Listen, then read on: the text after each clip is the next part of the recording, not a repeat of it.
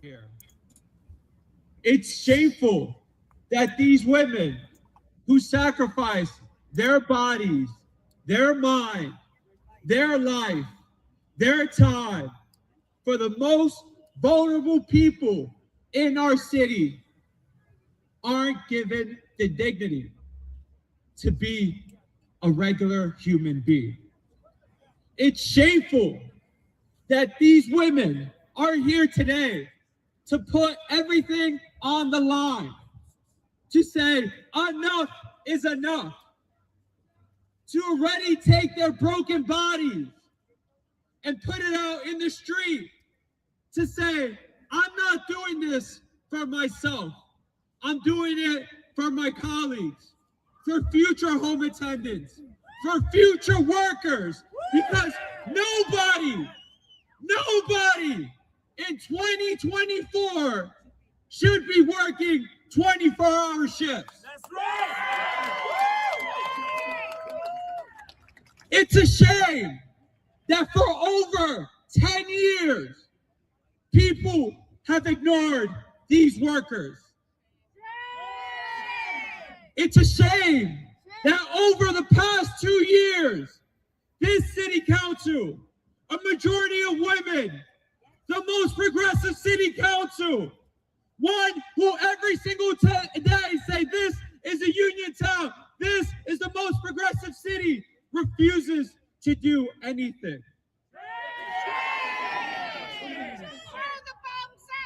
Even yesterday, when we met with the Speaker's office and we asked them clear cut, why can't this bill be passed? There was silence.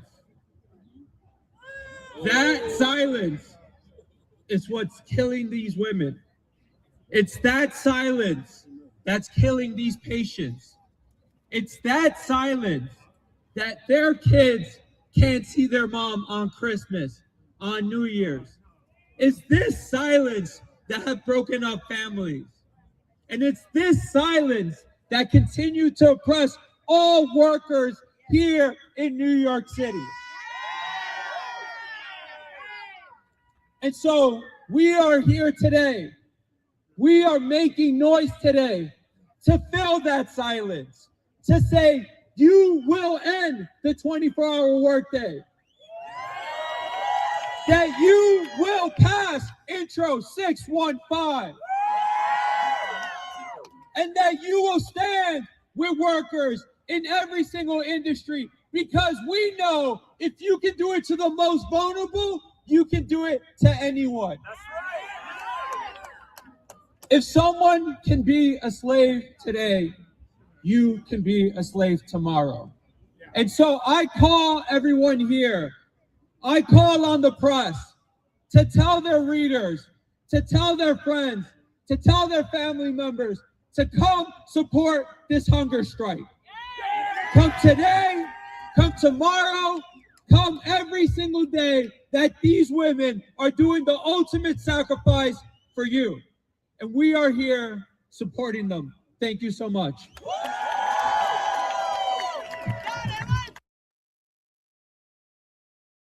So, yeah, what's up, everybody? So that was a New York City councilman basically advocating on behalf of extremely, like, I did not know that this was a thing.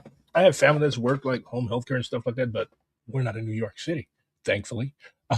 But like, this was some, I did not know that people are like literally being forced to work 24 hours straight.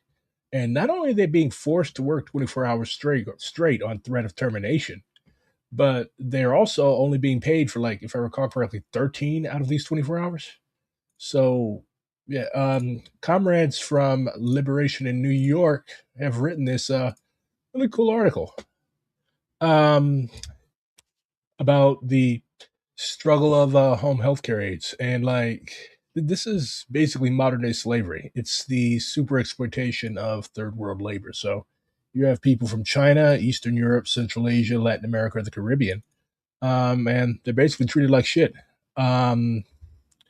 So there's a whole movement led by the Ain't I a Woman coalition includes home care workers and local organizations, rank and file labor, retirees, students, and diaspora groups who've been working on this for years. I believe this is a decade long struggle. But yeah, that's atrocious.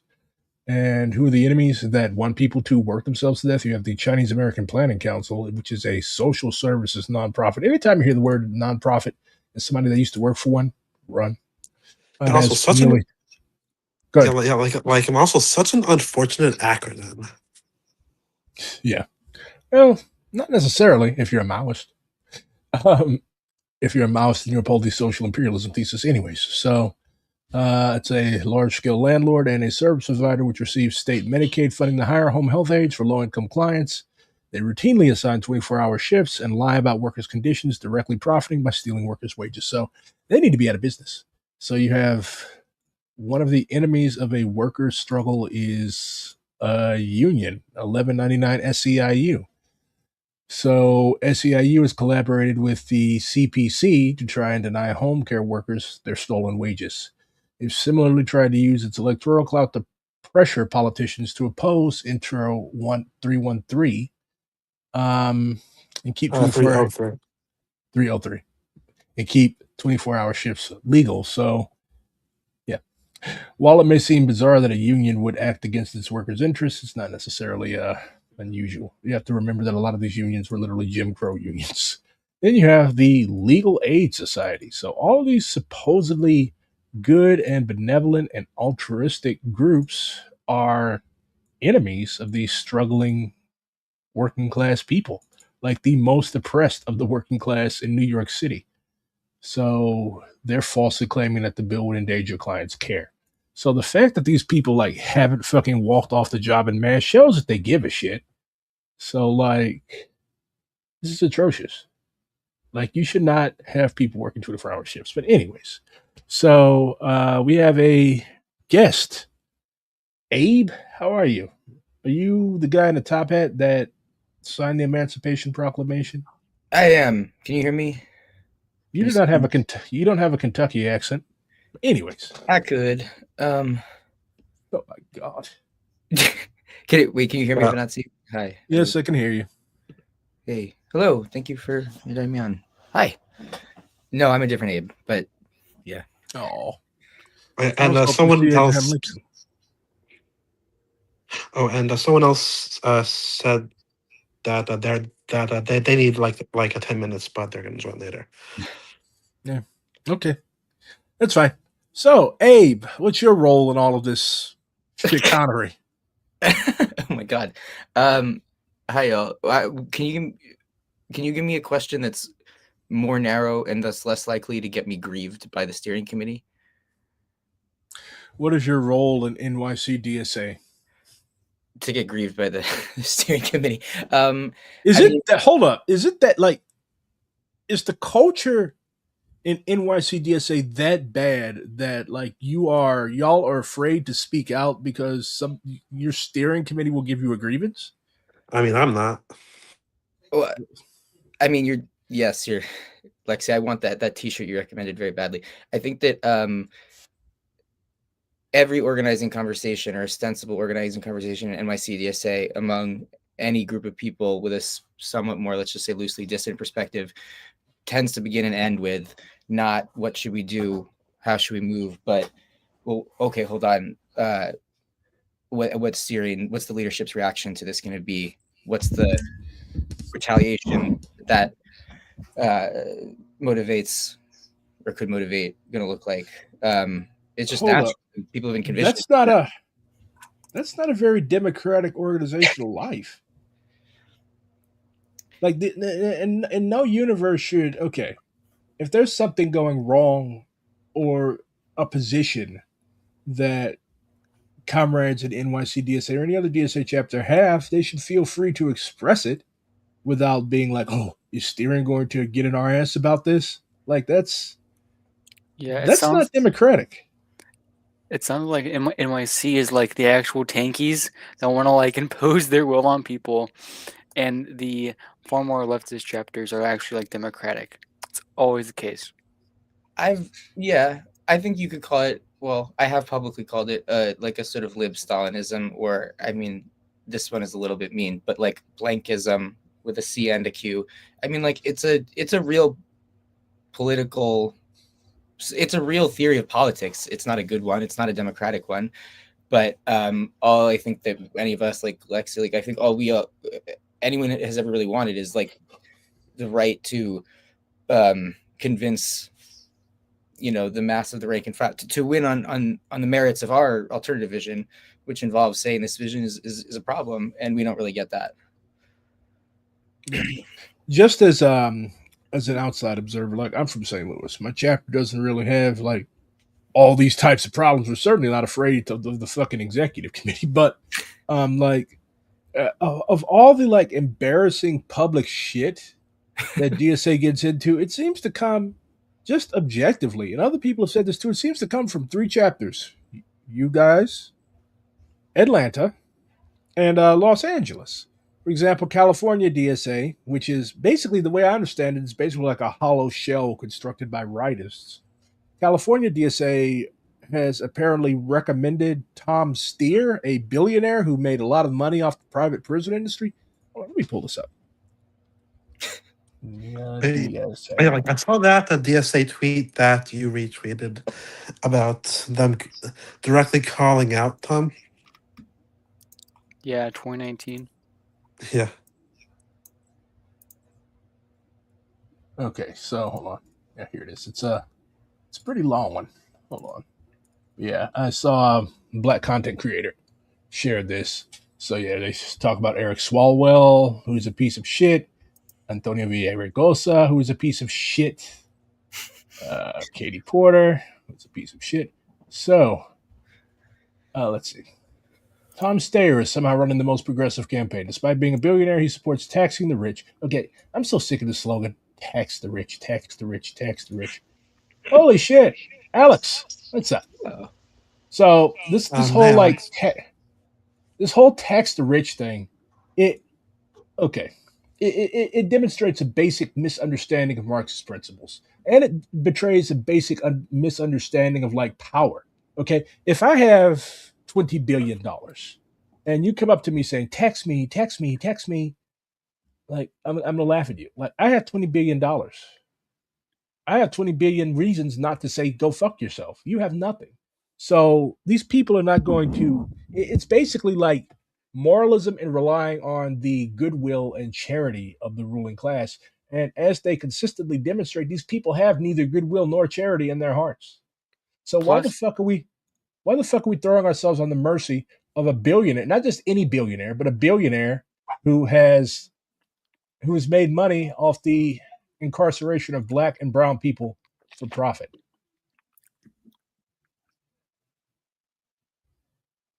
So, yeah, it ends by saying, however, the most progressive of the current viable candidates for governor is Tom Steyer. So, Butch Ware, who I understand has taken an anti-abortion and transphobic stance. Okay, and he also called Shirley Weber a black woman, Gavin Newsom's house slave.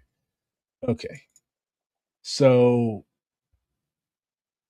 yeah, Butch Ware has said some pretty stupid things. But keep in mind that a lot of DSA people do not seem to be all that turned off by the fact that Graham Plattner, who is not nationally endorsed by DSA, he's not a DSA guy. But a lot of people like Graham Plattner. But this guy was literally a mercenary that went back and forth to Iraq, killing and pissing on the bodies of Iraqis, many of which were children. So it's like a replay of the whole Small situation. So objectively, Ramsey Robinson would be like, okay, socialists should support socialists. Socialists should not support billionaires. And like, so the reason for not supporting Ramsey and Butch are, okay, yeah, obviously they're not going to they don't have a chance of winning. But they say, we highly encourage voters not to cast the protest vote as the stakes are incredibly high, and the chance of the top two candidates both being Republicans is still very real. We especially urge you not to write in Butch Ware, who failed to qualify for the ballot and has lashed out against the California left. Okay, what are y'all doing? Like, y'all are basically shitting on Ramsey Robinson for no reason. And yeah, this is fucking embarrassing, to be honest. Yeah, I get it. Butch Ware has said some problematic stuff, but I don't know. And has also said some problematic stuff like Joe Biden is working tirelessly to stop the genocide in Gaza. She also It's like you have somebody in power who has objectively done bad things. Butch Ware don't have no power. He's just a dude that dropped. He's just unk that dropped shitty rap tracks. Yeah, he's said like some pretty fucked up stuff. But you also have to consider like he has unk politics. It's something that I would call unk politics. Like progressive on certain things, but on other shit, yeah, backwards. Like that's basically for a middle-aged black dude. That's basic politics. Yeah, it's fucked up, but it is what it is. Like I'm honestly not really keeping up to date with the California things. Yeah, yeah. I just saw people talking about it earlier, and like it's indicative of a trend with the right. Like they live in bubbles. They don't practice the mass line. They don't consult people. They just wishcast and shout things out into the ether, and then it doesn't hit like they want it to hit. It hits the wrong way, and then people are like, "What the fuck is wrong with y'all?" Oh yeah, there's definitely an aversion, in New York City against against uh conflict, or like against making people uncomfortable. It's like But they make everybody uncomfortable. How there's an aversion, but they make everybody uncomfortable though. yeah You mean like it? yeah I like can we see don't like have general meetings, right? why not? Because you we're can't too fit large a 15. chapter. Yeah, you can't fit 15,000 people in one space. I say Well, buy an actually, opera house. Okay, first of all, yeah, as somebody that's been organizing for like almost a decade, okay, not all 15,000 people are going to come to the damn meeting. So, okay, so y'all are like broken up by boroughs, right? uh, Basically. branches. Brooklyn has 3 branches, but yeah, basically. Okay. So why can't y'all do y'all have like general body meetings for the borough branches or whatever y'all call them?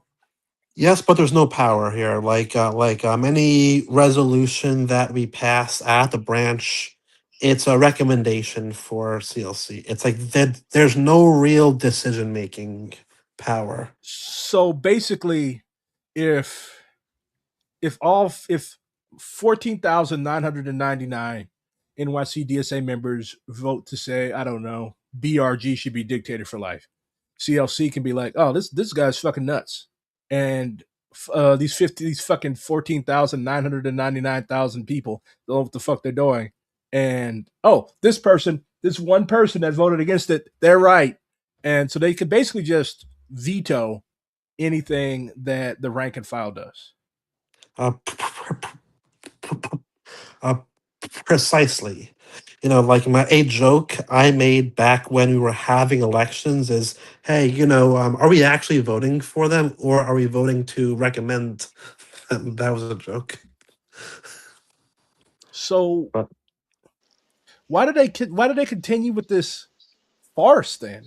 Like if they so if the Central Leadership Commission holds holds all of the cards and they can ignore whatever they want, like why do they, and this is blatantly obvious. Like it's different if you're like, okay, you know what, fuck y'all, we're gonna do what we want to do anyways, you all have no say. But like it's like playing with people. Like you all are offering people the facade. It's like an election in a banana republic. And the it's like the contradictions really, Democrats and Republicans. Alex, go ahead. yeah, then the contradictions really like arise when things like the membership like want to pass, but like the leadership that is dominated by the right like denies at the CLC level, kind of like the No More 24 and many other kind of like democratic uh reforms we went for the chapter, or like different positions, like it's popular at the branch level, and there's like, oh, no, enough people voted, so we're gonna like veto it at CLC because it's not like a mandate. It's like a recommendation to be discussed at CLC. And yeah, CLC has like power to actually make directions for the chapter, but it's delegated, right? It's like a body of delegates, so like that it's not directly the membership. But like the other route we've tried was like if we get 10% of membership to like call for a special election, sorry, special meeting or something like that, we can force a chapter to do it, and then that would be like a delegated mini convention to like, hey, we want to have BRG be president for 100 years, and we could do that then. So if you control 10%, you can call for a special election, and if you have the majority or the super majority to like change even the constitution, you can get the delegates and do that. That's probably what we're going to try to do for city convention this year, like actually contest the majorities so we can pass resolutions, because it's always like a third the left, a third SMC, a third groundwork, and they always like side with each other to block any disruption to their electoral program, and even deny some of like basic stuff we do for community space building, mutual aid. Like sometimes it's like just like punching for punching sakes because they don't trust like the wrecker left. However, in the past 2 years where they denied us in city convention, we've pulled through the people that stayed in New York City DSA from the left, like really build the anti-war working group, rebuild the immigration justice working group. Now we're like pushing again for like racial justice working group and many other parts that is not just electoral. And yeah, we've been doing great gains, and we keep winning like the rhetorical battle from my perspective, especially when like things agitate um around like resolutions or chapter positions, or like the contradictions of like Soran doing like the police stuff, right? Like the whole subject. There's no like clear answer from the right, because the answer is like, yeah, opportunism, tailism. We just wanna elect more socialists. It's complicated. Let's not talk about complicated things. Let's go canvas, and that's like the attitude, right? Like let's be door knockers. A poly aid is fine as long as it doesn't interrupt the They're basically treating y'all like employees. like volunteers. Yeah, y'all are employees get paid though. Yeah, it seems like y'all don't get paid in shit but headaches. Like it's like to people in other parts of the country, like it just shows how much of a bubble that this clique lives in. Like this is not normal. Like okay, I was on the executive committee. We call our steering committee the executive committee. We're in the process of changing that here in STL because but like if I don't know, 95% of my members said that, hey, we want to do such and such and such, I'm going to listen to them because, like, that's what socialist leadership is about. You do not just be like, and as a Maoist, like, we believe the mass line. Like, the masses, the rank and file of the chapter, that's what makes the organization. You're constantly bragging. We have 15,000 members. We have 15,000 members. We have 15. Okay, so, and I hate the petty bourgeois tendency to look at people as just like numbers. Like these are not numbers. Each and every one of these people is your comrade. Each and every one of these people joins, pays money to this organization because they believe in it. Because something is so fucked up in their lives. This society is so fucked up that they see this as a useful way to organize. There's many other organizations people could be in. There's many other things people could be doing. And to bring all of these people and get all of these people excited and then do that shit to them, basically just run roughshod over them, that's atrocious. And my critique is not just like against electoral or like, oh, I need more resources of like members in my preferred areas or whatever. It's like literally like, this is not, as you say, like a sustainable way of like creating an organization, organizing people, developing leadership, creating sustainable, expanding exponentially with our exponential growth of membership. So it's like, for me, it's just bad organizing. Yes, it's getting people to do the thing you want them to do, but like, we don't want just them to do things. We want them to replace us as leaders. We want to grow. We want to develop them politically, their class consciousness, so they can be like, ambassadors to like the rest of the working class. But we're not doing that, and that frustrates me a little. But I see DSA as like a terrain of struggle itself. The contest, like the the politics of inside. I try not to like get too emotional about it, even though like there's like stakes, and when things get destroyed after a lot of hard work, it feels like personal. But you know, at the end of the day, it's politics, and this is fun for me. It's frustrating as mentioned, but like it's great to like be able to like organize for something you believe in and have a lot of like support from membership. It's great. Because ultimately, like, the masses decide everything. Like, eventually, and like people keep talking about split. Like, splits are okay. They're negative. As somebody, yeah, it's splits come because of a failure to correctly address contradictions. And as Maoists, we believe in the concept of like you have a non-antagonistic contradictions between ourselves. Like everybody in DSA is not the enemy. We don't organize with enemies. Well, I think the argument could be made for certain people, but anyways. And then like you have contradictions between ourselves and the enemy. For example, Tom Stair, who's a literal billionaire, meaning an exploiter. Like, and it's just like how fast these people fucking turn. Like a lot of these people came to politics through Bernie, right? He's been used the billionaire class, the billionaire class, the billionaire class. So what do? You turn around and you endorse. You turn around and you literally endorse a fucking billionaire. Like it's just I don't know if they think that people are stupid. I honestly think it's that they think that people are stupid and they don't remember these things, the things that you say. Abe is frozen. Somebody go check on Abe. Abe. Abe? Abe. Oh fuck. Booth says what? Rip. Rip Abe. What? Wait. What did Browder do again? Was he the popular front guy? Was he the guy that wanted to work for? Browder was basically the guy that liquidated the Communist Party during World War II. Yeah. To be fair, he was basically like, okay, so the Popular Front. It was basically a response to the invasion of the Soviet Union, right? Mm-hmm. Fuck, you're still froze. So yeah, it was an opportunist lie. It led to look at Alex. He's like, oh yeah, the Maoists. I get him. I know what caucus you're in. Anyways, he's like, so yeah, Browder was a right opportunist, and that's why I'm really not a Stalin guy, because a lot of this shit. I can't hear you. What? That sounds like a you problem, comrade. Can any of y'all hear me? I can hear you guys. I think they're talking about move out of New York. The rats have chewed your fucking headphones. Yeah, I can hear you, Lexi. I can hear every single person who's talking, at least on my end. But except for Abe. Abe is froze. Anyways, what was I saying? Stalin.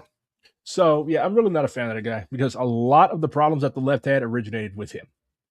The international left had originated with him. Well, not necessarily him, because we don't support cults of personality, but they developed out of positions that were held during the time in which he was in charge of the Soviet Union. Mao didn't like Stalin either. But anyways, going back to Browder, yes, Browder did a lot of fucked up shit. I was gonna say that this whole Time Star stuff feels like popular frontism, where like we're just like, again, which I think was Browder as a whole, like we work with other anti-fascists who are just social democrats, which are, fascists themselves, and you don't get anywhere. That's just what it was what California did. I don't like that whole. I don't know. I think we should throw that, because for one, the way in which the social fascism is the way in which that phrase is used in the modern day left is usually extremely sectarian. But anyways, yep, I don't know, and it's used wrong. Pretty much all of this stuff that people are trying to resurrect from the 20s and 30s is wrong, but it's used wrong. But anyways, back to NYC-DSA, because nobody wants to hear about fucking Earl Browder's funky, dead, moldering ass.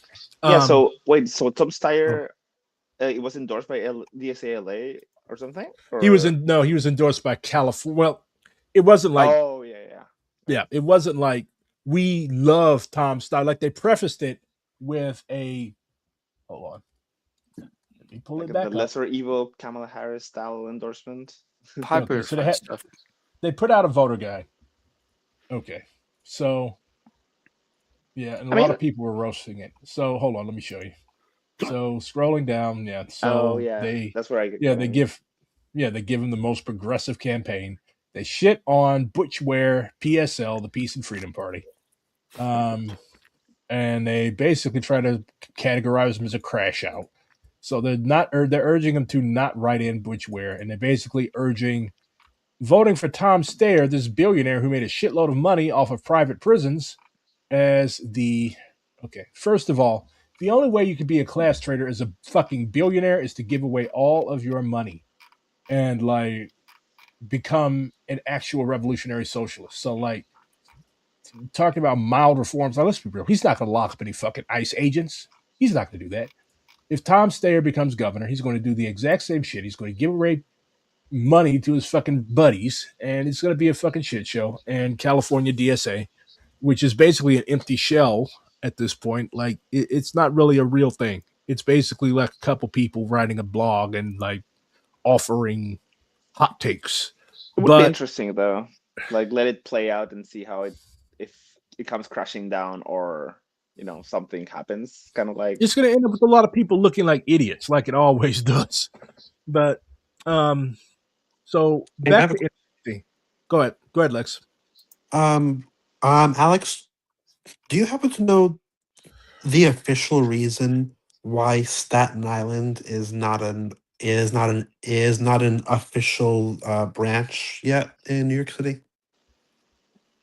well, I think just when they re-branched, like we did the constitution to like put all the branches, which was a little before my time. I guess there were just not enough member density, so it was all just South Brooklyn that included parts of Flatbush, and then Flatbush arose because of like a campaign, and there was like such high density that Flatbush had like enough active members that like they proposed it to CLC, and because leadership of like many of the rights were also in Flatbush, they were like, yeah, we'll create a branch. So I think Staten Island would just need like much more membership or active membership, and it hasn't become a branch because branches are not like given; they just like pop into existence when there's member density and Oh or yeah. activity. And but also like a bigger Since point would be like that they would give the branch of Staten Island one steering seat that is like up for grabs and CLC representation. Like so it would get tricky for power dynamics. since I've I'm heard looking that at that Staten Island is more left leaning, and that's why steering is kind of hesitant to make them What? an official branch with The representation. the home of the Cuomo Tang is left leaning? I'm looking Um, at these I'm looking at these resolutions from California. It's like it's all like it's all basically fucking glazing progressive Democrats. Like, where is anything about ICE? Where is anything about like the police? Where is anything about what is this? Support the fair and responsible tax plan for California's wealthy. Resolution for a CADSA housing call. This is what It, happens when you get statewide formations like CA-DSA, like the potential Ohio DSA, is that they end up being strung on about whatever people started it, people that eventually carry it through its completion, disregarding the other chapters and whatnot. The same shit happened in Ohio, and luckily, Clee in Ohio, in Northwest Ohio, and even Akron kind of just like walked away, and the guy who's trying to strong arm it, he quit. So it like crashed. CADSA is just what happens when that would have reached its completion. yeah, this is some funky bullshit. Like, where's the fucking fire? Where's the teeth? This is like They're this suck is something that dems. this is basically something you can get from the Justice Dems, man. But They're suck dems. Wait, yeah, I lost the ability to hear you. Can you hear me? yes, Wait, you can hear me? Mm-hmm. But I yes. can't hear you. 1 second. I'm gonna restart. Gods be good. Oh, it happened when you closed the tab. But 1 second. Anyways, oh, we have a question. Can I ask a question? How are we to deal with non-plugged-in members who only vote on things? Those are called paper members who only vote on things but don't organize. Well, it depends. People become paper members for a lot of reasons. Some people really, really do not like Robert's rules and go into meetings. Some people are intimidated. Some people have really, really weird and hectic work schedules. Like if you're a truck driver, your hours are fucking weird. So those people can still help because a vote is a vote. And one reason that the right loves that one member, one vote stuff is that they can capitalize on that because they know, okay, they might not come to everything. They might not even read the resolutions, but I'm their friend. I'm the one that recruited them into DSA, right? So they'll vote how I told them to. Or, oh, that's my dad. Or that's my buddy I went to college with. That's the guy I go and get drinks with every fucking Saturday. So they're going to vote how they tell them to. Like, politics is an intensely personal, I hate calling this, but it's a business. So we could, I guess, turn that to our advantage too. Like, that's why, like, I'm like, my main critique of the DSA left is that we have to go out and we have to do what the writers do. Go out and hobnob with people, talk to people, and win people over to your line and just sitting around gobbling. Oh yeah, fucking writers. Okay. In this org, I love yapping. yeah, in this org, the rightists, okay, those are the people who are claiming Zeron. So they recruited a shitload of people off of Zeron, but at the same time, those people that came for Zeron, when he starts fucking up more and more and more and more, they're gonna leave. Like there's people I know literally that only come around in DSA when it's election time. You don't see them at Polyed. You don't see them canvassing for anything besides candidates. You don't see them doing mutual aid. You don't see them doing it. Those are like electoral junkies. That's what they do. So that's their thing. Those are paper members. They show up. They go out and knock doors because that's what they like doing. So that's their niche. So we have to carve out our own niches. We have to build and develop our own cadres. Because say what you will about the writers, they develop their own cadres. So I agree. I agree with that. Yeah. Totally. Like we need to like, out organize them and like develop like, more members that believe in our positions. Yeah. However, like this question also speaks a little to the question about democracy and how do we do democracy? Like, is delegated democracy a good place? Like, how do we do democracy with like 14,000 members?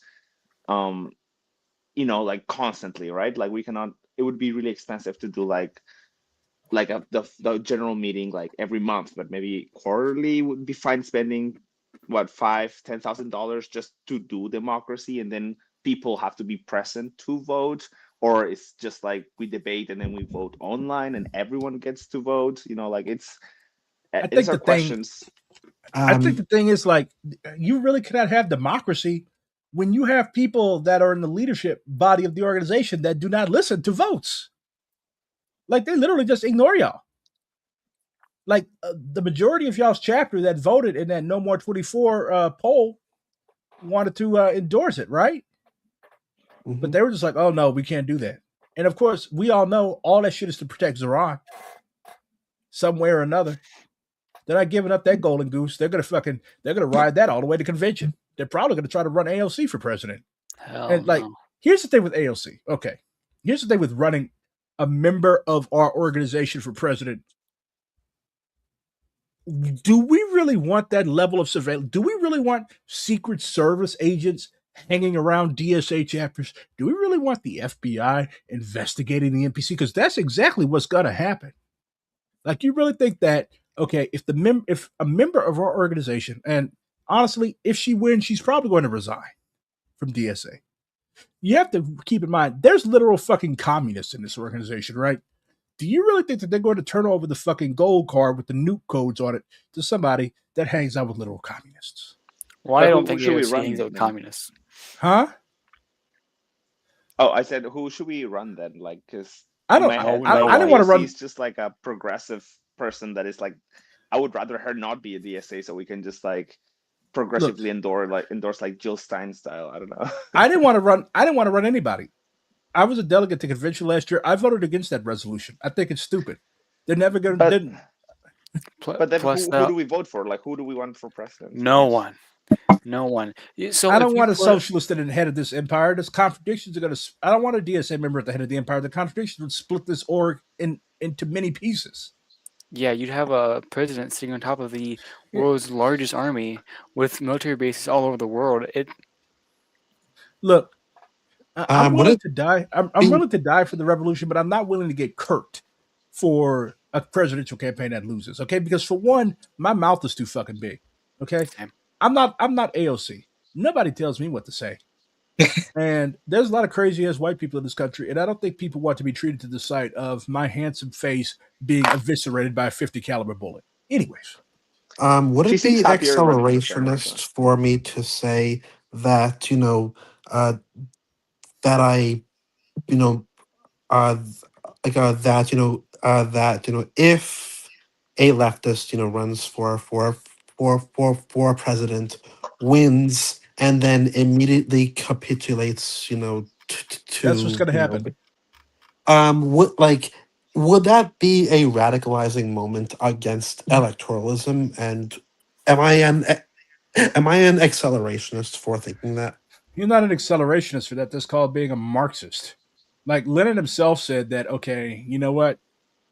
We run people and we get them in office. And of course, like they're not going to be able to carry out, they're not going to be able to carry out a socialist program in office. Not in a bourgeois country like the United, not in the OG bourgeois country like the United States.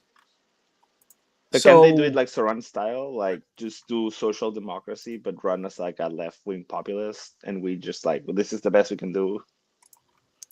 Nah, the best I we see can the do is total revolution. I see Yeah, the but argument I for don't that, think it's but the gonna thing is, come like, yet. it's not going to come. It's not going to come. Look, the left has been wishing for a total revolution since there's been a left in this country, and it ain't come. Like, we have to. Resolution is something that has to be prepared for, step by step by step. Okay, the Chinese. How long did it take? Okay, the Chinese Communist Party was founded in 1921. They were still cleaning up Kuomintang remnants on the mainland all the way up through the 50s. Like we're like protracted war means protracted. That means long ass time. And I think we err, especially Maoists. We make mistakes. We want to push shit too fast. Like our comrades in the 70s, our ideological elders in the 70s, they were like, "Oh yeah, revolution right now, revolution right now." So they were running around rolling grenades under cop cars and shooting random cops. It didn't bring the revolution. You know what it brought? The Reagan era. So I think if a leftist wins the White House, I won't vote for him because I'm still a person of principle. And I'm like, you know what? I do not think that somebody who is genuinely of the left will be welcome to the White House. They have control of the largest military on earth. They have the ability to decide whether or not we literally fucking wipe ourselves out tomorrow with nuclear weapons. But, like, would I hold my nose and vote for AOC? Absolutely not. But at the same time, I would say that like her winning would definitely teach some valuable lessons, not just to the left, but the masses as well. Like you cannot fucking elect a socialist to the head of the empire. I That has been think said many. I think I see this more for me as like a in an opportunist way. Like it would be a great opportunity for DSA to grow by like a massive campaign. Like if not like we're gonna run her comms, but like it would like it would give us a chance to fight because I feel like absenteeism from a presidential race like seems like a bad choice just in general. Um, I and see that's your like what argument, we're good, but right? I mean, it maybe would be cool if like she loses, right? Like we organize for her and she loses, and it's like but like look, we got 30%, something silly. I had to talk yeah. with But like, I, sorry. I had talk with this with my steering about like getting Hassan to wear a Northwest Ohio DSA hat, right? Because he's hat collecting apparently. And he asked me what type of membership would that get us though? Like, yes, it would get us a large boost membership, but what? It'll get you a lot of shit posters that are Yeah, it would get us circulating shit online. posted. It was gonna get us Those rightist, people those people and generally do not make good organizers. and Like if we got people that build Yeah. their politics around streamers generally do not make good organizers. and if we got Look AOC at to the be type of president, psychos that follow me. what do you mean? I'm joking. And but like again, if you got AOC to be president, yes, we will get an influx of members, an influx of dues, and potential organizers. But what would those organizers be? Would they be Okay. hard and Do comms? you want Here's a question. Do you want the types of people that AOC would bring to join the organization in large numbers, get elected Let's as say delegates to get elected to delegates as get elected as delegates to convention, have the ability to either pass or sink resolutions and become involved even deeper in local chapters like NYC, which already has a rightist problem, we all agree. So, do you want an influx of AOC, not just supporters, but cadres into this organization? I think yes. I think so. And I don't think it's like something I would fear because I would lose like political power out of like a rightist majority. It's because like I want more rightists so I can win over to my politics. Like I because like if I'm serious about like You're not going organizing to the win whole them working over. Look, class to become like leftists, become socialists, like I'll start first with the people that like look at things DSA is doing. It's like, huh, nice org. I'll go check it out because those are the people that are already a little bit convinced into socialism. So I will sell them not just socialism but Marxism, communism, and I don't see them as like potential rightist enemies, but like potential leftist allies. You know. I think that Yeah, like I okay. think, yeah, my yeah. back. Wait, like I think, yes. Hi. Yep. Yep. Hello, Abe. But but yeah, but yeah, individuals did joining DSA and being active, yeah, sure, it will make them more leftist over time. But too many people are, on the right joining DSA. It's like a two-way push. Yes, some of them will be pushed left over time, but they'll also anchor the organization more to the right. And it's like, people joining will join bringing their own biases, uh, their own prejudices, their own incorrect beliefs, and and it takes time to unlearn and become principled. But if they start to outnumber people who are on the left, then it will upset the power imbalance. It's like, I use this example. What actually, never mind. I'll check. Abe, did did Abe, do you have anything to say now that you're here? Hi. Well, I just maybe as a synthesis. I mean, I like okay. I could answer that one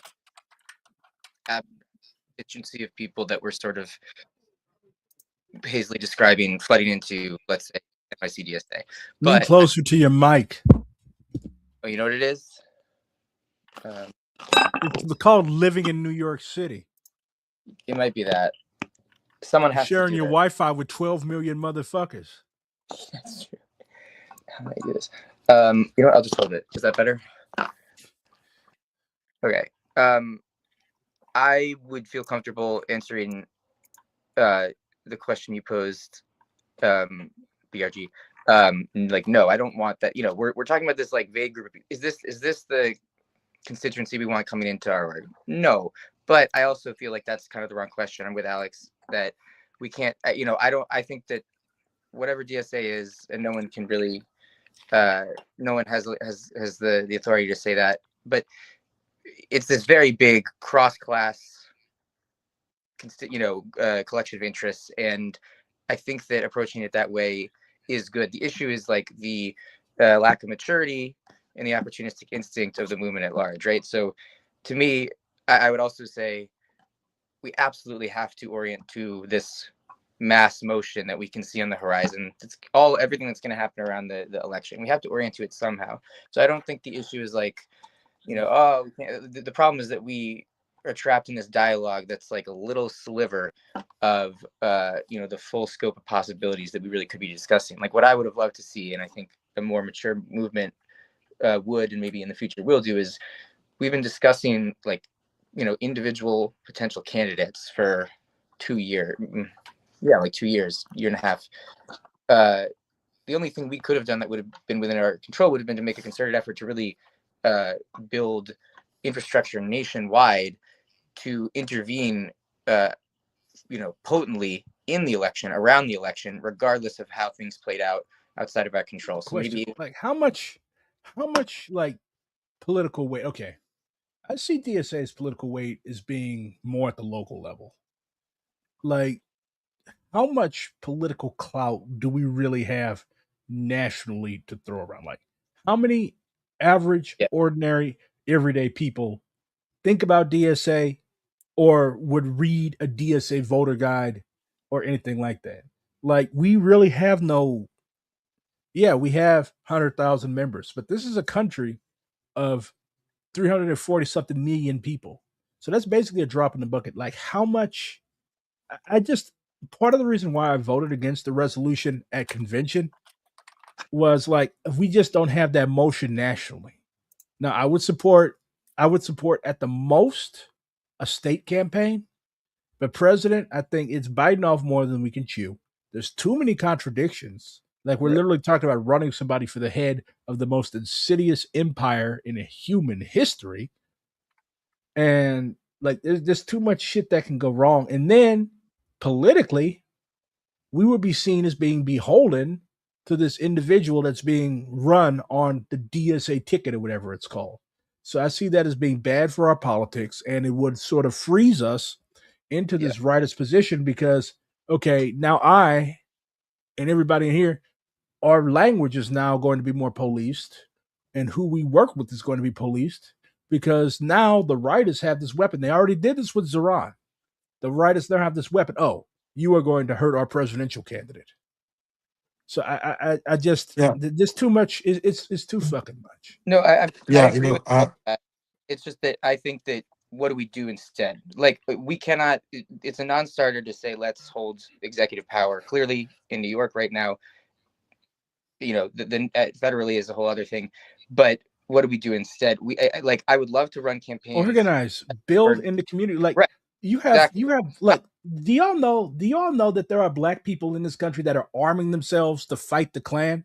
Like, there are, like, the indigenous people, the Lakota, the Okadi Shekawin, they literally stood down a mining company the other day. Like, they were mining in the Pasapa, the Black Hills, and they literally, you had kids that went up there, chained themselves to that equipment. You had elders that blocked the roads. Like, mass resistance literally ran a mining company out of the Black Hills, their sacred land. So I think DSA's You can do problem both, is no? that DSA's problem is that, like, we keep wasting our time with these campaigns that either lose or these people get elected and they say fuck DSA. They basically break every line that we have. And it embarrasses us. The people say, okay, y'all promised such and such, such and such, and yet you're doing such, such, and such and such. And then it makes us look bad on the left because, like, okay, y'all keep electing these fucking people, and they keep fucking us over. You had Zoran's NYPD out there beating the shit out of people at the Met Gala. Yeah, like Not the yeah, you like had I said, in my, chat, in my branch chat that, if, if, Cuomo or, or Eric Adams were doing the same things that Zoran is doing now, that, that DSA would be condemning them, would be. NYC-DSA has not even mentioned Zoran's name in a critical message. But they're quick to put his face on it. Every fucking thing. Oh, Hassan is wearing our hat. But like, when actual horrible shit happens, you literally had people being beat the fuck up at a fucking synagogue that was selling land in the West Bank. Yet you have electors out here wearing kafirs in your videos. So it's like, people see these contradictions. People are not dumb. So you're afraid to mention Zoran's name in a critical manner, yet you expect people to really believe that this is the way. I think it's up to us, up to us to like defeat kind of like the narrative that, like, hey, no, it's all cute. Socialism is when cute things happen. No, it's like, it's complicated, right? Like, when the executive socialist has control of the NYPD, that is a huge contradiction that the right does not want to explain because it means talking about Marxism, and if you make people Marxists, like, then they switch sides to the left. So they have to like keep kind of like the masses a little bit dumb, a little bit You got not the like not too contradiction. developed. You But summed it up. But if You you have summed it up. that, but if we see these contradictions more and more, then the only ones that can explain why this is happening is the left, that has like a good analysis on like why the police is simply the arm of the state and not just like the control of like this one executive or the one government. No, it's the police protects capital, right? That's what it does. Okay. Yeah, that's definitely right. And you hit the nail on the head. Like the reason why they promote this vapid, insipid, impotent politics. Oh, like you said, let's go knock doors. Let's just have like literally let's call Kathy Hochul, who has already demonstrated that she doesn't give a fuck. Let's call her. Let's keep calling her, begging her to tax the rich. Okay. So that's all the politics they want to allow people to do. Anything else, like you said, is dangerous. They don't want Marxists and Maoists and Trotskyists and anarchists running around, never mind in control in NYC, because you keep in mind this is the largest chapter. They're not going to let leftists capture the largest chapter in the country easily. So yeah, it's going to require a lot of mass work, and it's going to require a lot of strategy. Like I was really I made a video for y'all's brick by brick thingy, slate thingy, slate last year. And like that's the type of stuff that we should be doing. Like there has to be principled competition. Because otherwise, it's just going to be like, oh, let's force this through. Oh yeah, two co-chairs they gave us Zeron. No, the masses gave y'all Zeron. The masses of people who came and knocked on doors for Zeron, and that's another thing. Like this whole cult of personality bullshit. It's anti-Marxist. Like I don't even like cults of personality around Marxist leaders because like that's anti-Marxist. Mao said that the masses make history, did he not? But again, it just shows the celebrification and commodification. Like I heard people talking about AOC's brand. Like what brand? Isn't she supposed to be a socialist politician? Well, what brand? It just shows how rat fucked this country is by bourgeois ideology and bourgeois practices. You have one part of DSA endorsing a literal fucking billionaire, and you have another part talking about a brand around what's supposed to be a socialist cadre candidate. It's enough to turn anybody into a doomer if you don't have revolutionary optimism. Don't worry. What is to be done? Even Go if like a lot of the And I was leadership in literally like thinking the same exact thing, like the same exact phrase, BRG. What is to be done? What were you saying, Alex? Oh yeah, like even if that like is shown a lot by like leadership comps if the chapter, and even sometimes like national chapters, like not national. I mean national has like better takes, but yeah, like California as you're saying, or like I've heard like other like Atlanta's also like rough. Like I've heard things, but I'm not like very plugged in the different chapter things. However, what is to be done? Like we keep organizing. Like these like small victories of like the left winning locally are not like, you know, thrown around in Twitter all that much, but you know, we won the long haul when the chapter tried to like coup like the anti-war working group here locally. Yeah. We were like aiming for like at least 4 and like maybe like be friendly with a 5th, like a person get that body. No, we got 5, so we have 5 out of 9 members in that body, and now like we're back to back throwing event after event, like anti-war working group like events, and really organizing like all the narrative, like, oh yeah, anti-war is just like a protest working group that does nothing, doesn't organize. Like it's like literally we have polyed, we have like we're canvassing even, like, you know, we're doing all kinds of things, union stuff. And it's like amazing to just win like locally. A protest working group over a working group that delivers an endless conga line of electeds that humiliate our organization. Yeah, I think like that's how they see like organize, or not like success rather. If we keep growing our base of electeds and we grow the chapter, that's enough. Like more electeds, more members, more money, that's success. But like I think they're thinking too much of quantity and not quality. You know? Why don't they just become regular? The Democrats pay better. They do, and because mass politics, the ones doing the massist politics are the Democrats. We could just be Democrats and do Medicare for all who want and stuff like that. And beg for let's just beg for Medicare for all until a fucking tsunami comes and sweeps the and sweeps the Statue of Liberty into the Empire State Building. I'm for Tricare for all, actually. I Sonny. think, Alex, I'm curious what you think about my take here, because it's like I have a sort of yes/no response to what you're saying. I don't think it's quite like, yes, it's we put our heads down and organize, but I do think that the left or let's just say the DSA opposition, which feels like a bit of a charitable word, honestly, itself. But going back a few years, like it's in a better position than it's been at any point, maybe, I don't know, ever, certainly in the last like 6-7 years. And there's some things that I think we're all starting to do together very slowly that have needed to happen, that are finally happening. But I don't think it's just, we put our heads down and organize, because we have to acknowledge that structurally we do the reform practice insofar as it exists in the chapter is not up to the challenge. It just isn't. And I say like insofar as it exists, because I don't really think there is a reform movement or a reform subject in the chapter. You have, different factions that are mostly concerned with their own, what I think the dissenting factions are much more serious political projects, at least in certain ways, than, I shouldn't say that. They're much more serious communist Marxist projects than, SMC or Groundwork are doing in New York City. So there's good and bad there. The thing that they do that everyone has mentioned is, when they talk about, we want to do mass politics, and it's a ridiculous elliptical abuse of two words and a lot of theory, but like what they're saying is we need to be where Mass people are. politics. It's great. We love mass.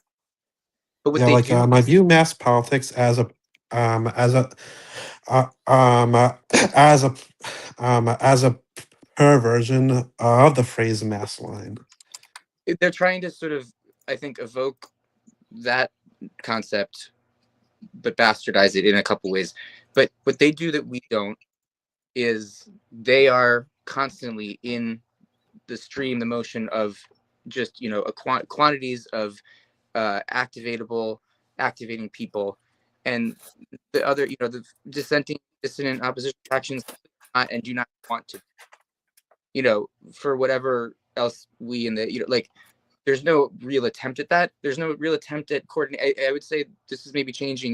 The anti-war working group blow up was the first time that, like, and maybe, brick by brick last election, but like the level of coordination, the level of like the assumption of the individual caucus imperative to the broader reform imperative and agenda that needs to happen, nowhere near that. And there's no willingness for that, and that's just the case. So things are not going to change until someone somewhere, whether it's, the existing factions or it's new forces that are emerging, what's a really large and still growing rank and file membership, someone needs to create vehicles that are accessible and open to that whole rank and file membership, that are engaging hundreds and even thousands of people in a way that are just not being engaged right now, and needs to draw out both, construct, educate, politicize, draw out a new constituency that's going to be polarized against all the things we don't like about the leadership.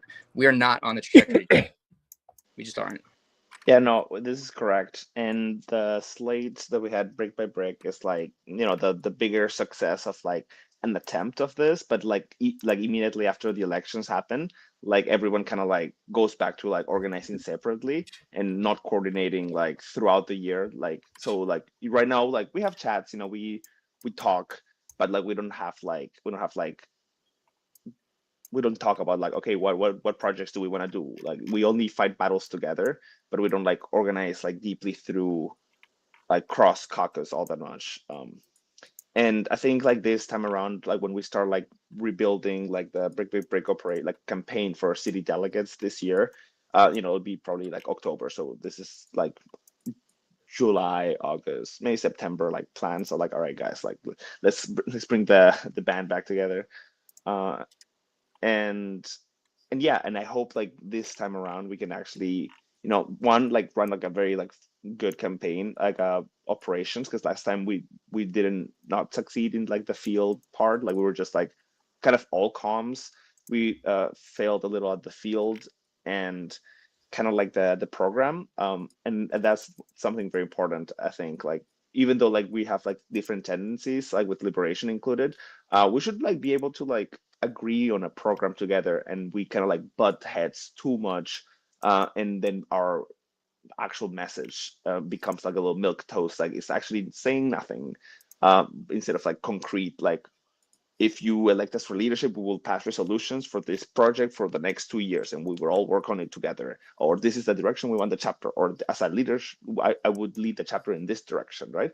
And these positions that we have to like do together is like difficult because we all have like very different tendencies. And but like as an opposition to like the current majority of the chapter, like it's something we need to do and it has succeeded in the past. We just got to figure out how to do it well. And and after we take over the chapter, like we can split brick by brick and then be like left brick, right brick, or whatever. But until then, we gotta Thrown brick, get our shit together. Yeah. It's funny broken because brick. we have the benefit of uh, a wonderful object, anti-polarizing object against which to orient. Like, I don't even think it's necessarily that there's such ideological diversity in the opposition, though there really is. I think it's just an absence of sort of, in the collective sense, humility. I think it's that, like, BNR, that's a very specific project. Like, that's a project. Emerge, honestly, I think has held down, like, kind of about being the foundation of an opposition poll in the chapter for several years. They don't want to do that. Like, it's so clear that they're like, we just want to go do, this sort of like abolition, like neo-colonial oriented and like prefigurative organizing that we care about, and they won't let us do it. And none of you other factions are really like fighting anymore, and so they've been left in that position. So again, it's just like a question of will. And I think that I know that, like, Alex, your caucus, I think, as a growing smaller group, has brought a lot of that understanding of, like, guys, we got to get on the same page. Like, we all have issues with democracy, transparency. Like, it starts there. I think there's a partyist consensus in the chapter and really in the org that is also relevant. But it's about finding. I don't think it's like it will require abandoning a lot of the like sort of special little pet project. Like, Mug is not going to be able to talk about the Constitution. BNR is not going to be able to talk about the rank and file strategy. Like, but there are these very obvious points of confluence when it comes to like issues in the chapter, and we have to speak clearly about what we point at, what is the problem, and call it that, and say what we're going to do differently. Like one of them would be like a relation to electoral, because if Brick by Brick wants to become a majority leadership of the chapter, they will have to own the electoral project. And many have like mixed feelings, to say the least, with like owning that project, because that is part of like what makes the like New York City DSA has like the biggest electoral project, or like the most developed rather in the whole country. And we're running a few campaigns, right? Like we're like canvassing, field leading, campaign staffing. But like, how do we do it well? What does it mean to run like a brick by brick, or have like a brick by brick chapter that runs campaigns? Like imagine we win the majority of the chapter. Brick by brick controls the chapter.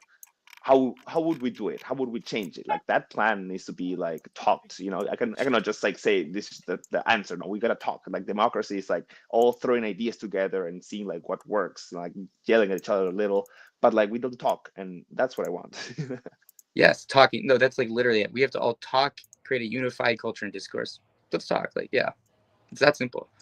Okay. Yeah, like I think like efforts to improve democracy, to give people like a real voice. I think that is something that we can all sort of get behind, and plus it's something that could resonate with people who do like the electoral project, because if they want to run a candidate, then they can express their voice, to like a to like a to the membership, and make that their case. And so, like, those who would, so like, like improving member democracy, and like giving members more of a chance to have a real voice will help all members, even those who are not Y'all need always a in line with cultural them. revolution. That's what y'all need. What is this? Yeah. BRG, I It- have a native comrade in New Zealand push back on Marxism and say it doesn't apply to people of color in the global south. Well, why is it damn near only people of color in the global south that have used Marxism? The Vietnamese, the Filipinos, the Indians, the Angolans, the Mozambicans, like literally the majority, no, not the majority, the largest ethnic group in the world, the Han Chinese, have embraced Marxism. Well, where do people get this shit from? It's always the same shit over and over and over and over again. Okay, what do you want? What do you want to do? Well, you want Maori capitalism or something? yeah. I mean, it speaks to When something a little true. Like there's like Western chauvinism, like Oh yeah. associated with like socialism, or like communism even. And yeah, sometimes like in the No More 24 campaign example, it was very clear, like like how some comrades were like saying, no, in next year we're gonna pass some state resolutions that will help them. And I was like, dude, they're they're How working many 24 people are going to hours be? now. How many people are going to be like? That's the thing. Like, if your mom was working 24 hours a fucking day, would you want to be like, oh, yeah, we'll do it next year? So yeah, I do get what this individual was saying. I was being facetious. So yes, white Marxists in the global north tend to be absolutely fucking shit because most of them aren't even real Marxists. Okay, they're Marx fans. There's a difference between an ist and a fan. Fan would read some scurrilous footnotes. What is that noise? That's rude. Sorry. You didn't offer nobody none, just open it up, munch, munch, munch, munch. What are those, Tic Tacs? hey, aren't you a communist? Let's share them with the class. Anyways, so yeah, Western Marxists generally are out of touch with the masses of working class colonized people because they're not in contact with the masses of working class colonized people. It's the same way in DSA. Like you have all of these transplants who work in fucking software engineering and shit like that, and yeah, they don't know anything about they don't know anything about working a fucking 24-hour shift. I saw somebody say, "Oh well, they could just quit, can't they?" No, they can't just quit. This is what they do. This is their job. This is their skill. This is what they do. Why don't you quit your job as a software engineer and move back to fucking Muncie, Indiana, or wherever you're from? But yeah, it's just privilege, and it's wanting to have the, I guess, edgy clout of being a Marxist, but not doing the thorough social investigation and class analysis, and most importantly, learning the humility that is required of a communist. That's why I don't consider most of the people that call themselves communists in the global north communists at all. And Because it is a blind spot. It is a blind spot many for of them them. aren't even. For one, many of these people don't even organize. They just sit on the fucking computer all day and talk, talk, talk, talk, talk. Okay, it's right there in the name, commune, meaning together. If you're not together with other communists, you are not a communist. You're a fellow traveler. That's what they would have called you back in the day. You're a fellow traveler. That means you believe all the ideology, but you are not doing anything to bring about your goal. What are you saying, Alex? Oh no, I was just saying that like some of them like actually have blind spots, and give them benefit of the doubt, and rather than like shit on I don't them. give nobody the But benefit of the like doubt. but like but there's Every some time I people do that, I like get just burned. like don't care. Like some people just like, no, I'm a Western chauvinist, and like, yes, like we're gonna do it this way because why? Because I have the power. And that's like, come on, man, like that's crazy. You just reminded me of the Proud Boys for a minute. I'm a Western chauvinist and I'm proud of it. Anybody remember that stupid little oath they had? Then they would make you like name they had the stupidest, goofiest initiation ritual ever. Like they would make you name like 20 brands of cereal while they hit you. Groundwork? No kidding. Sorry. No. I know that was a joke. One could think. Yeah, I mean, let's not talk about the liberation initiation. Anyways, Yeah, you gotta read the whole red book. no, like, I'm surprised people have been like, oh, they make you bite the head off a chicken. So what's liberation's theory of change for communism? Kill all the white people. I mean, Yeah. well, we are a Marxist-Leninist Maoist formation, so theory of change is revolutionary. That means that we believe that you cannot vote your way into socialism. We believe that socialism is the transitory stage to communism. We believe that class struggle continues under socialism, which means that cultural revolution is necessary. Cultural revolution is not just about destroying old things, by the way. It's about smashing and destroying potential bourgeois elements within the new party. Because part of a Maoist analysis of the history of the communist movement is that both the USSR and China ceased to be socialist countries. So the USSR, it embraced revisionism after Stalin's death. Although I personally argue, and I've heard many others make this argument as well, that Stalin actually laid the grounds for revisionism by promoting the development of a nomenclatura. Basically, he focused more on things. Mao made this assertion himself. He said that, like, okay, you hired all these technicians, you paid them a shitload more than the average Soviet worker. And a lot of those people, Brezhnev, Khrushchev, all the Incos, they came out of that class, that nomenclatura class that Stalin helped set up. So, anyways, the result was the eventual destruction and collapse of the Soviet Union as a consequence of their embrace of revisionism. We saw what happened to Tito's market socialism in Yugoslavia. He basically ended up becoming a slave of the IMF until his country spontaneously combusted after his death. But And on we see a China. sorry, on a DSA more specific, like how with DSA do we do it? Like in a more This local, like what's the 5-year plan 5 year for plan. liberation? Yeah, for from like communism to in 5 years to now. Basically, you're asking what the fuck are we doing in DSA? Yeah. Well, I mean, I believe that Maoism offers analyses that DSA could benefit from. That's why I helped organize this caucus in the first place. I was the only one to help do it, but I believe that like DSA needed like a revolutionary injection. It was so stagnant. Like it was basically just chasing. Oh, here's Bernie. Here's AOC. Now Zeron and this and that. And like it was and then like around 2020, okay, you have DSA. Then you have the masses that are actually out on the streets establishing liberated zones, however temporary, in Minneapolis. DSA was nowhere to be seen, really. You see the struggle after October 7th. In my city, DSA was really nowhere to be seen. I did not see a red flag. We did not see red flags at the protests. So I was like, okay, this is the largest organization in the country that is socialist. Whether or not you agree with whatever formation or caucuses, whatever's analysis of socialism, okay.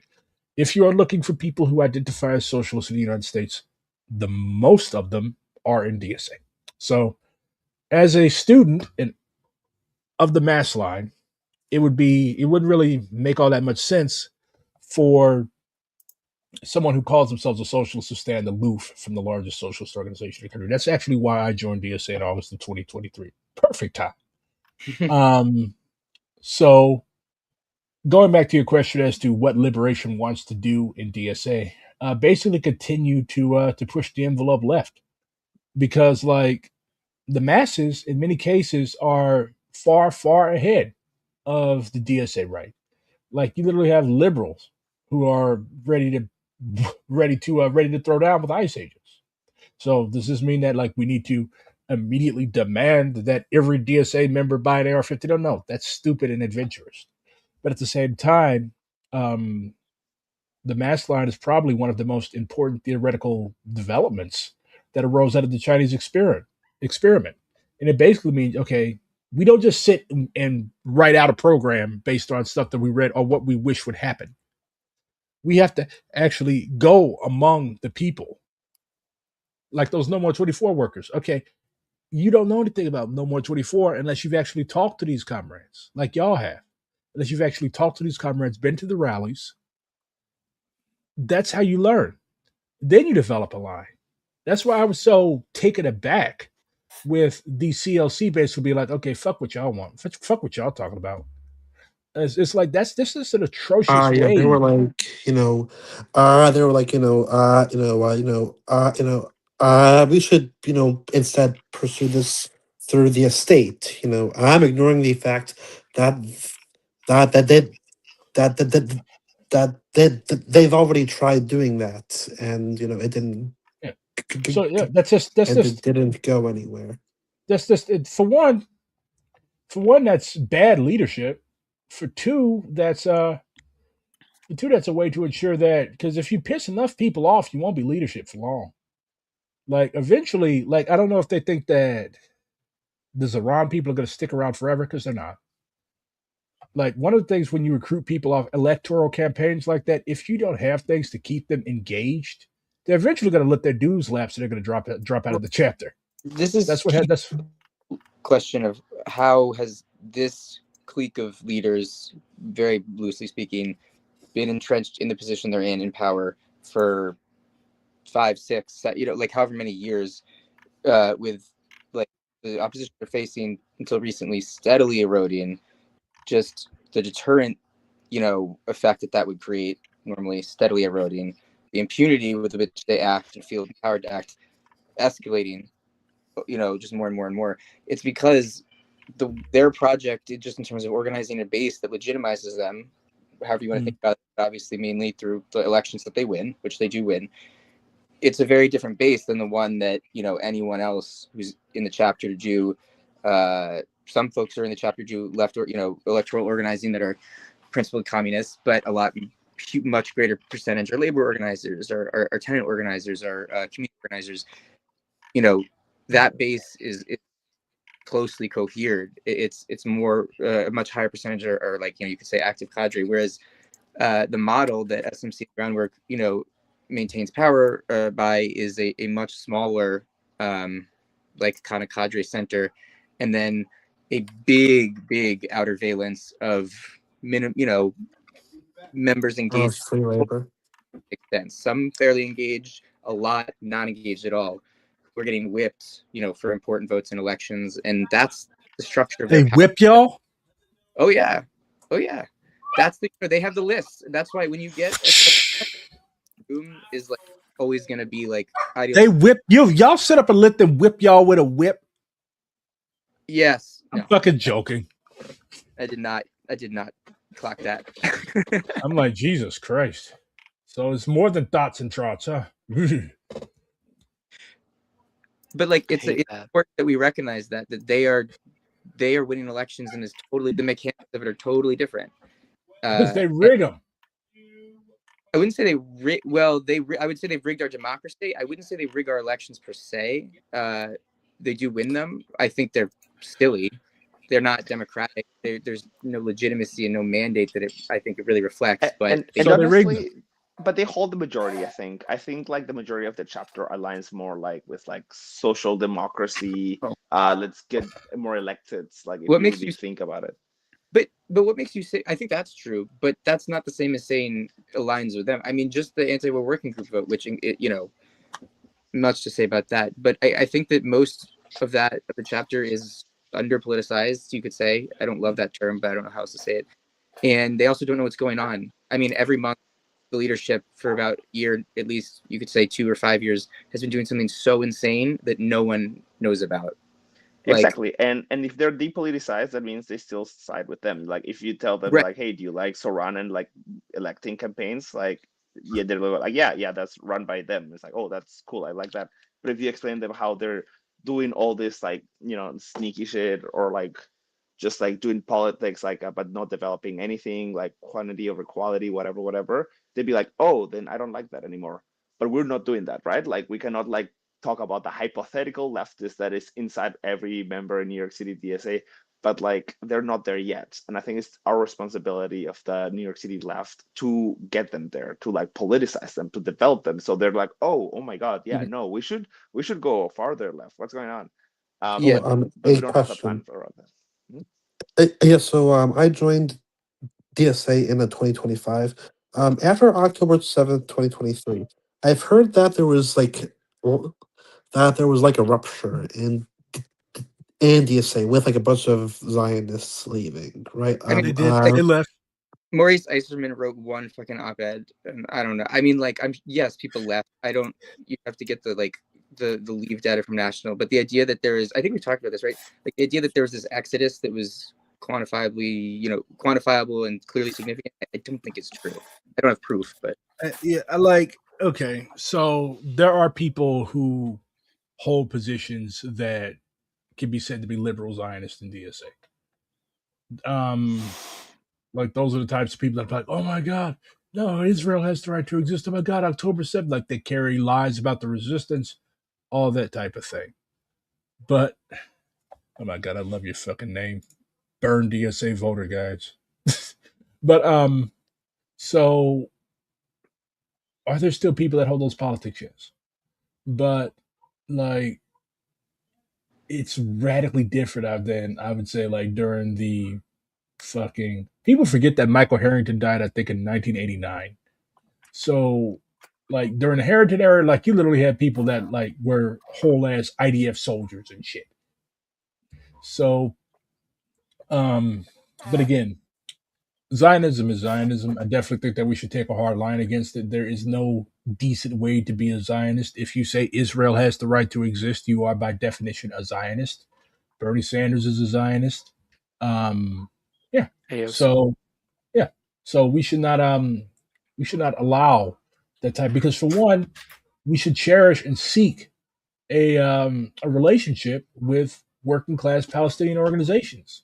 And it's atrocious and disgusting how people have basically cast our Palestinian comrades to the wayside and like have made trade-offs for political gains that in many cases we don't even get.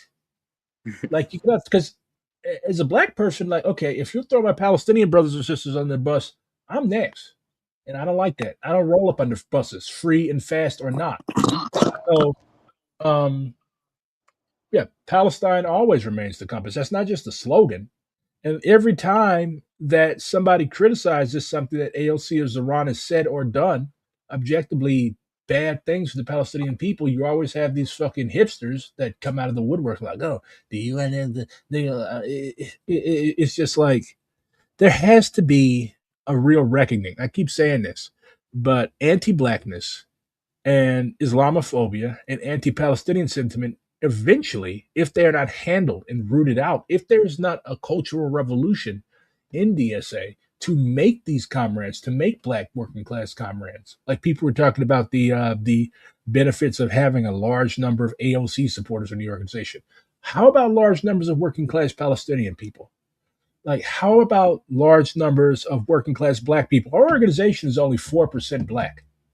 We don't need a whole bunch. We are not lacking in AOC stands. We are not lacking in people that love to knock on people's doors and bother them in weird hours. Okay, so like we are lacking in working class.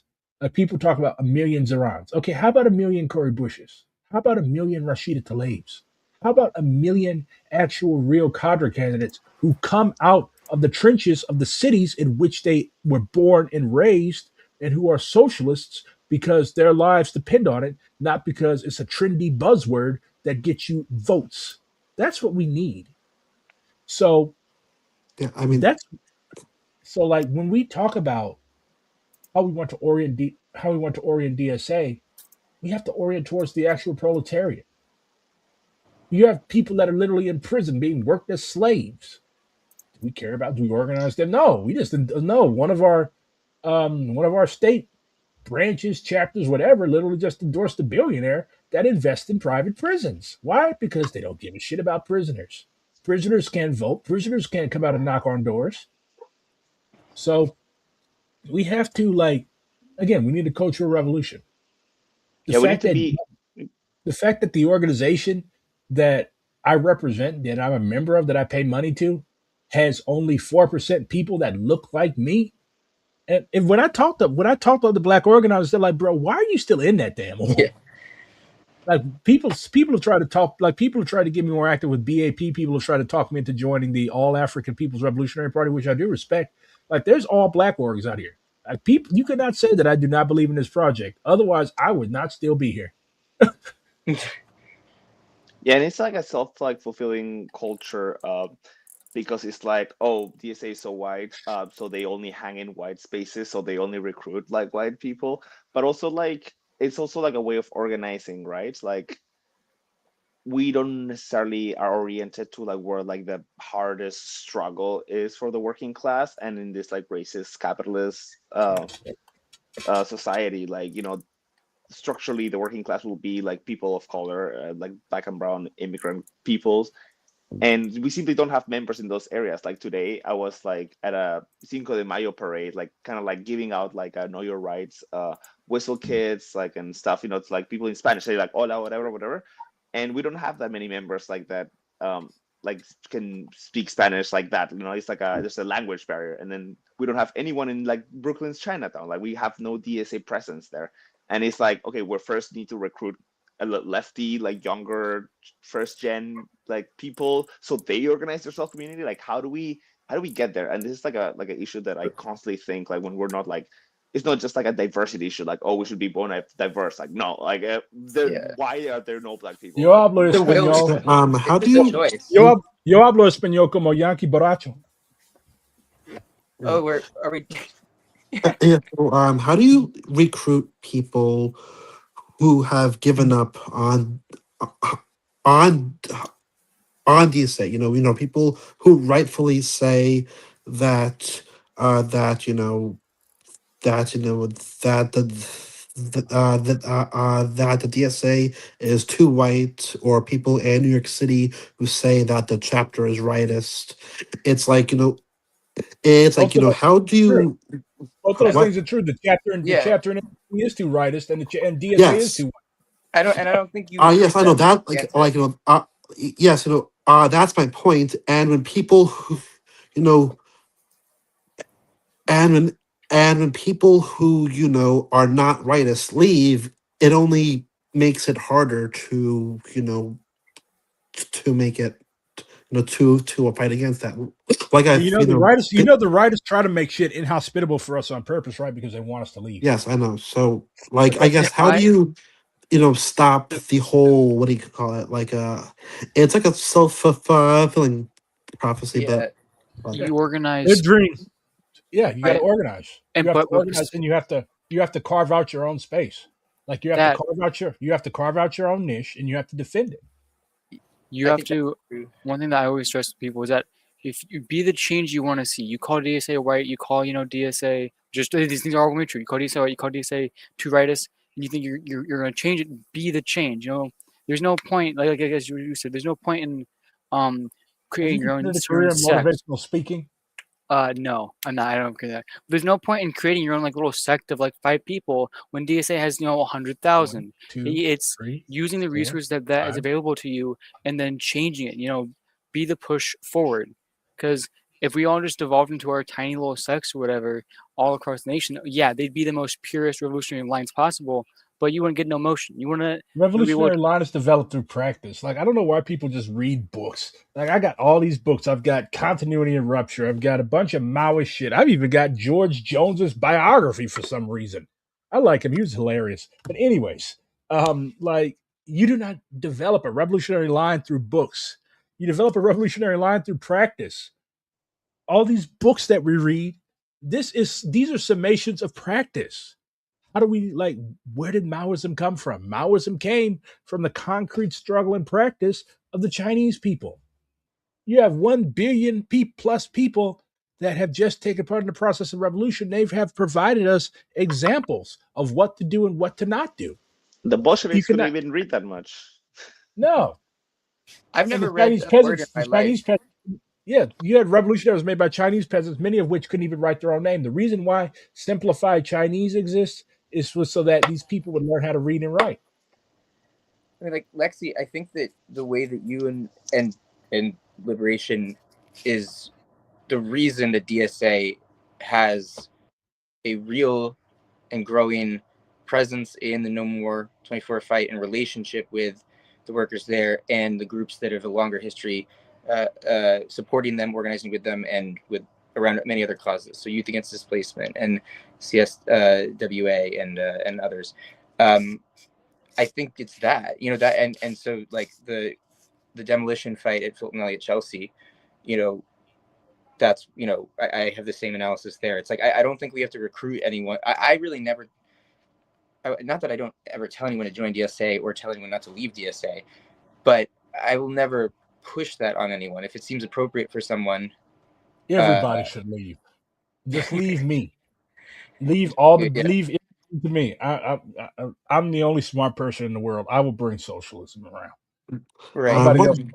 Nobody else knows what they're doing. Everybody else is Comrades, I have to head out. So gotta wake up tomorrow early. Thank you for having me. I comrades. think no problem, Alex. Anytime. Thank you for joining. But yeah. Yeah, Wait, thank you for having me. Sorry. One quick question. I'm just curious. How much dues do you pay to a DSA? Why would you To ask DSA? it, bro? I think it's pay like everything. 5 national, 15 It local. is Oh no, just common. because after the pay whole local thing dues? happened Basically, with my New York caucus. City You DSA pay local dues? doing that thing, like I reduced mine to like the absolute minimum amount. How I much mean, I don't money you mind. pay? How much money you pay, scrub? I mean, it's like taxes, like some of like my dues go to like the staffing, hey, like I like my staff, they do good shit. Maybe some okay. of I the think black members. some I of the think merch black was a little members should be questionable. exempt from dues as part of reparations. I Right. think you can apply to pay no dues. I don't think you have to there's pay dues. No, right? I mean like as a matter of policy. I think that Right. black members should be Not a mean exempt. tested. Yeah. I think no, fuck that. I think that all black members should be exempt from dues as part of reparations. We're only 4% of the org. It's not like they're going to miss a bunch of money. Yeah, I think eventually we should have a minimum, and then black people should be exempt. Yeah, And then, it's reparations. It seems like I keep hearing about. Look at all of the movements. Where would DSA be without Mike Brown, without Freddie Gray, without George Floyd, without all the black liberation movements, without the Black Panther Party? Come on. We've paid our dues to the revolution, and if we've paid our dues, our ancestors built this fucking country, exempt us all from dues. Right? If we would have preached and we would have introduced resolutions of like black reparations, like we should practice it in DSA too, right? Yeah.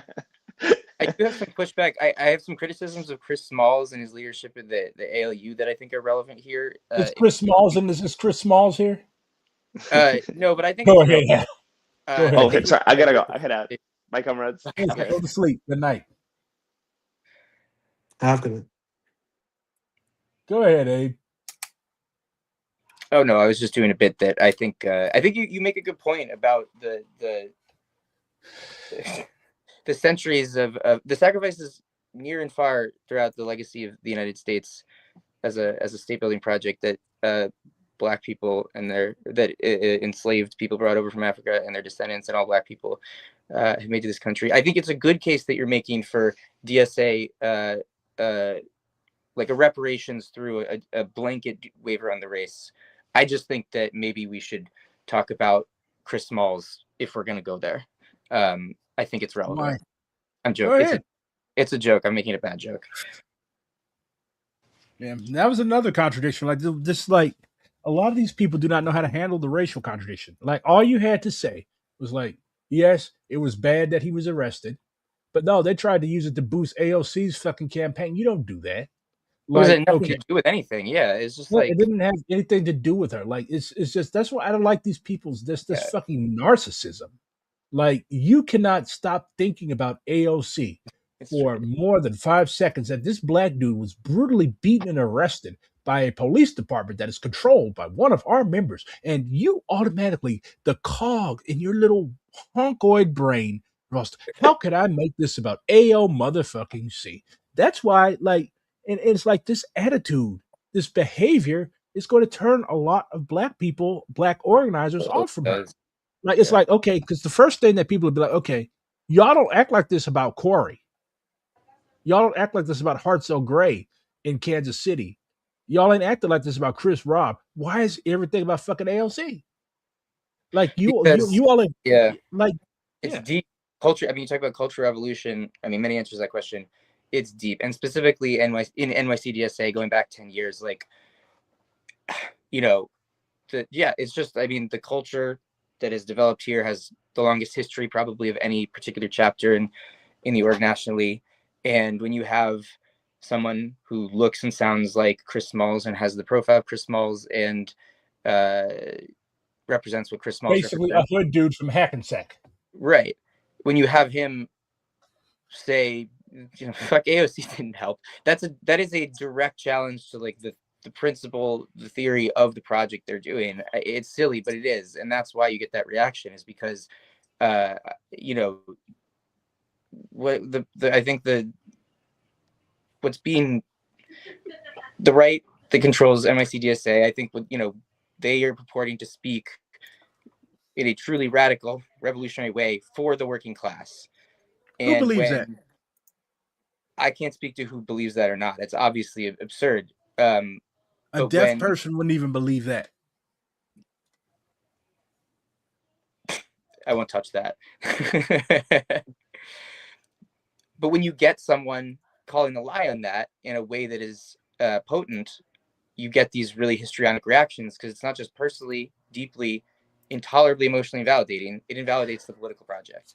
Most of And these that's people have where never even met AOC. Like, why would you be so emotionally committed to somebody that doesn't even show up?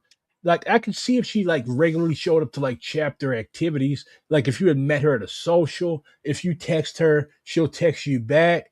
Like, that's a friend and a comrade. Y'all don't know her. She spends most of her time in DC. You rarely see her unless she wants something. And you have this parasocial, neurotic, histrionic relationship to her around somebody that you may like. If you walk by somebody and you say, "Hey, how you doing, ALC?" and she looks at you like, "What the fuck is this?" Like, that is not your friend. That is not your colleague. That is somebody that you know that is in the same 100,000 something member organization that you are. And I guess a lot of these people are basically just clout sharks that are hoping that some of her aura rubs off on them, or that she gives them a job. Yeah, I think it's a understanding of power and politics that is not particularly relational. That's not grounded in relational organizing or just Abe, you talk around it. These people have a shitty understanding of power. Yeah, that's what I'm saying. There you go. Come on, be a New Okay, Yorker. that's how I should have said it. Say it again. Be a New How do Yorker. how should I say it?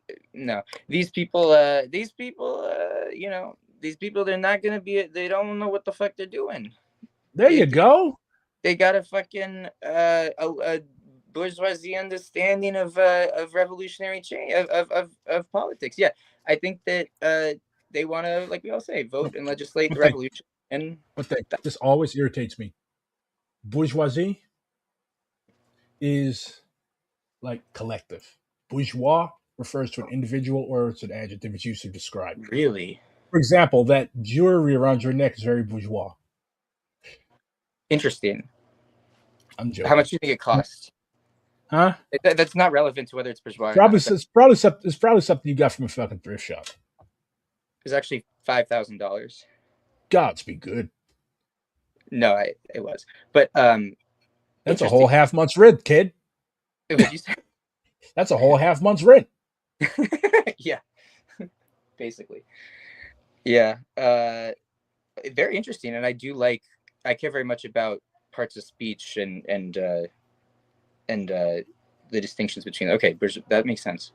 Yeah, the bourgeoisie refers to the class as a whole, but like if you're referring to Tom Steyer, he is a bourgeois. He's an individual bourgeois.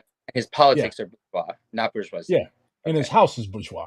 But if you're referring to like the class as a collective, yeah, it's bourgeoisie. English class. No, his house is so modern. French class. It's a French word. French? Ah, fuck. I hate the French. You can't hear that fucking word and hear that bourgeois. I'm not a linguist. Yeah. Any word that has letters that you do not pronounce is probably French. The Normans basically rat fucked English with French. So who are the Normans? The Normans were the fucking French Vikings that invaded England and took it away from the Anglo-Saxons. Mm. They're the ones that built all the castles. Oh, what's the origin of psychologist? I don't know. I'm not a linguist. I just know a lot about. What is psychologist? The what? You know, a psychologist, since the P is not pronounced, right? I think that's Greek. Oh. Anyways. Yeah. Yes. Anyways, so wrapping up because we're almost at 2 hours, and I'm starting to get a fucking tummy ache because I Hungry. eat bad. I eat bad food. So Same. can I get Same. Can I get a fuck AOC? Yeah, fuck AOC. Oh Lord, the two New Yorkers are like, you're not getting me grieved.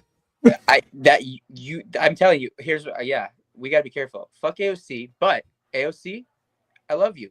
Come back to the light anytime. I'm not expecting it. Door's always open. That Fuck you until ghoul's then. never been in the light. Bro, Anyway, the defensive weapons thing sealed her into that. nah. But yeah, I have great respect for left comrades from New York because y'all are in the trenches and you all are still there. They want you to crash out and leave and have no opposition. You all are resisting that, and for that you have my greatest appreciation. Can I get an all power to the people at least, or is that banned too? Yeah, all power to the people. All power power to the people. And You thank you to can't say y'all. that shit. Of Truly, course. I mean, like, I once got a grievance, I once got a code of conduct warning, partially for posting, uh, all you fascists bound to lose, like, What are you fucking uh, joking? What? like the song into anti-war working group chat. Wait, Oh, are you serious? They gave you a code of conduct warning for a Woody Guthrie song?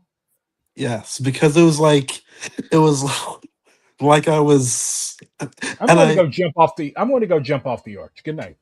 I mean, if you yo, I'm want, I can over. send you the I don't actual want to see that email shit. that they sent me. Why, Lexi? Why do you send me things that disturb me?